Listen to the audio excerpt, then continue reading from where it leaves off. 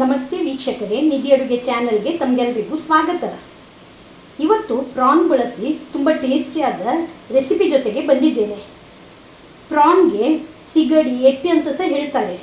ಇದರಿಂದ ಮಾಡಿದ ಎಲ್ಲ ರೆಸಿಪೀಸ್ಗಳು ಕೂಡ ತುಂಬ ಚೆನ್ನಾಗಿ ಆಗ್ತದೆ. ಹಾಗೂ ಈ ಸಿಗಡಿಗೆ ಮುಳ್ಳು ಇಲ್ಲದಿರುವುದರಿಂದ ಚಿಕ್ಕ ಮಕ್ಕಳು ಕೂಡ ತುಂಬ ಇಷ್ಟಪಟ್ಟು ತಿಂತಾರೆ. ತೆಂಗಿನ ಹಾಲಿನಲ್ಲಿ ಬೇಯಿಸಿ ತಯಾರಿಸಿದ ಈ ಕರಿ ಪ್ರಾನ್ನ ಸ್ವೀಟ್ನೆಸ್ ಜೊತೆಗೆ ತೆಂಗಿನ ಹಾಲಿನ ಸ್ವೀಟ್ನೆಸ್ ಸೇರಿ ಸೂಪರ್ ಆಗ್ತದೆ.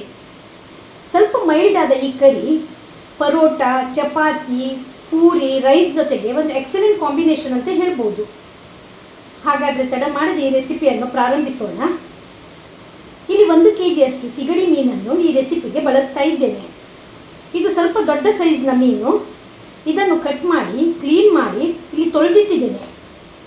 ಈಗ ಇದರಲ್ಲಿ ಕೆಲವು ಹುಡಿಗಳನ್ನು ಸೇರಿಸಿಕೊಳ್ಬೇಕು.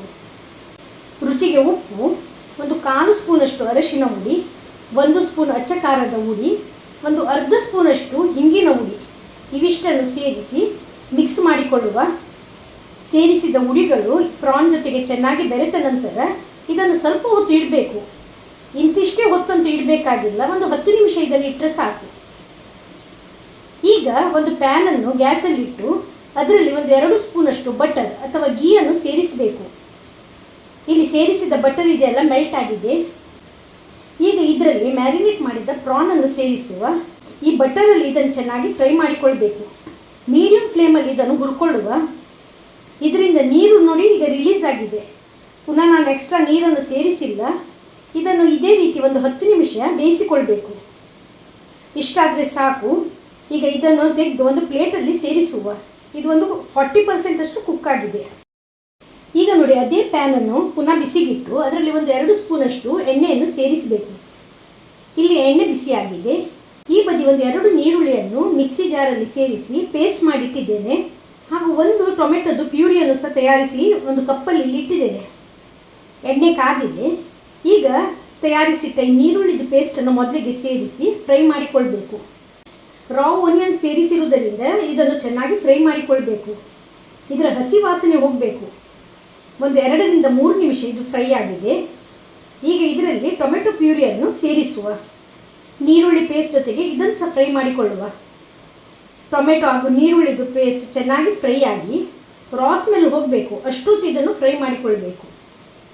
ಈಗ ಇದರಲ್ಲಿ ಕೆಲವು ಹುಡಿಗಳನ್ನು ಸೇರಿಸಬೇಕು. ಇಲ್ಲಿ ಒಂದು ಪ್ಲೇಟಲ್ಲಿ 1 ಸ್ಪೂನಷ್ಟು ಅಚ್ಚ ಖಾರದ ಹುಡಿ, 1 ಸ್ಪೂನಷ್ಟು ಕಾಳು ಮೆಣಸಿನ ಹುಡಿ, 1/2 ಸ್ಪೂನ್ ಗರಂ ಮಸಾಲೆ ಹುಡಿ, ಸ್ವಲ್ಪವೇ ಉಪ್ಪು. ನಾವು ಆಲ್ರೆಡಿ ಉಪ್ಪನ್ನು ಪ್ರಾನಿಗೆ ಸೇರಿಸಿರುವುದರಿಂದ ಇಲ್ಲಿ ಸ್ವಲ್ಪ ಸೇರಿಸ್ತಾ ಇದ್ದೇನೆ. 1 ಸ್ಪೂನಷ್ಟು ಕೊತ್ತಂಬರಿ ಹುಡಿ, 1/4 ಸ್ಪೂನಷ್ಟು ಅರಶಿನ ಹುಡಿ, 1/2 ಸ್ಪೂನ್ ಜೀರಿಗೆ ಹುಡಿ, ಇವಿಷ್ಟನ್ನು ಪ್ಯಾನ್ಗೆ ಸೇರಿಸಬೇಕು. ಇದನ್ನು ಈ ನೀರುಳ್ಳಿ ಹಾಗೂ ಟೊಮೆಟೊ ಪ್ಯೂರಿ ಜೊತೆಗೆ ಚೆನ್ನಾಗಿ ಫ್ರೈ ಮಾಡಿಕೊಳ್ಬೇಕು. ಒಂದ್ಸಲ ಇದು ಚೆನ್ನಾಗಿ ಫ್ರೈ ಆಗಿ ಬೆರೆತ ನಂತರ ಇದರಲ್ಲಿ ತೆಂಗಿನ ಹಾಲನ್ನು ಸೇರಿಸಬೇಕು. ಇಲ್ಲಿ 1 ಚಿಕ್ಕ ತೆಂಗಿನಕಾಯಿಯನ್ನು ತುರಿದು ದಪ್ಪನಾದ ಹಾಲನ್ನು ತಯಾರಿಸಿಟ್ಟಿದ್ದೇನೆ. ಇದರಲ್ಲಿ ಸಾಧಾರಣ 2 ದೊಡ್ಡ ಕಪ್ಪಷ್ಟು ಹಾಲಿದೆ. ಇದನ್ನಿಲ್ಲಿ ಈಗ ಪ್ಯಾನಲ್ಲಿ ಸೇರಿಸಬೇಕು. ಫ್ಲೇಮ್ ಲೋಲಿಟ್ಟು ಇದನ್ನು ಮಿಕ್ಸ್ ಮಾಡಿಕೊಳ್ಳುವ. ಚೆನ್ನಾಗಿ ಈ ಗ್ರೇವಿಗೆ ಕುದಿ ಬರಬೇಕು. ಅಷ್ಟೊತ್ತು ಇದನ್ನು ಕುದಿಸಿಕೊಳ್ಬೇಕು. ಈಗ ನೋಡಿ ಗ್ರೇವಿ ಕುದಿಯಲು ಪ್ರಾರಂಭವಾಗಿದೆ. ಈಗ ಫ್ರೈ ಮಾಡಿದ ಪ್ರಾನನ್ನು ಇದರಲ್ಲಿ ಸೇರಿಸುವ. ಸಣ್ಣಗೆ ಹೆಚ್ಚಿಟ್ಟ ಕೊತ್ತಂಬರಿ ಸೊಪ್ಪಿನಲ್ಲಿ ಸ್ವಲ್ಪ ಭಾಗವನ್ನು ಈಗ ಸೇರಿಸಿಕೊಳ್ಬೇಕು. ಮಿಕ್ಸ್ ಮಾಡಿ ಇದನ್ನು 10 ನಿಮಿಷಗಳ ಕಾಲ ಪುನಃ ಇದನ್ನು ಬೇಯಿಸಿಕೊಳ್ಬೇಕು. ಈಗ ನೋಡಿ ಕ್ಯಾಪನ್ನು ಓಪನ್ ಮಾಡಿದ್ದೇನೆ. ಪ್ರಾನ್ ಕಂಪ್ಲೀಟಾಗಿ ಕುಕ್ ಆಗಿದೆ. ಗ್ರೇವಿಗೆ ನೋಡಿ ಥಿಕ್ನೆಸ್ ಕೂಡ ಬಂದಿದೆ. ಕೋಕೋನಟ್ ಮಿಲ್ಕ್ ಸೇರಿಸಿರೋದ್ರಿಂದ ಇದು ಸ್ವಲ್ಪ ಗಾಢವಾಗಿ ಬಂದಿದೆ. ಈಗ ಇದರಲ್ಲಿ 1 ಸ್ಪೂನಷ್ಟು ಕಸೂರಿ ಮೇಥಿಯನ್ನು ಸೇರಿಸುವ. ಹಾಗೂ ತೆಗೆದಿಟ್ಟ ಉಳಿದ ಕೊತ್ತಂಬರಿ ಸೊಪ್ಪನ್ನು ಸೇರಿಸಿ 1-2 ನಿಮಿಷಗಳ ಕಾಲ ಕುದಿಸಿಕೊಳ್ಬೇಕು. ಇಷ್ಟೇ ಮಾಡಲಿಕ್ಕಿರುವುದು.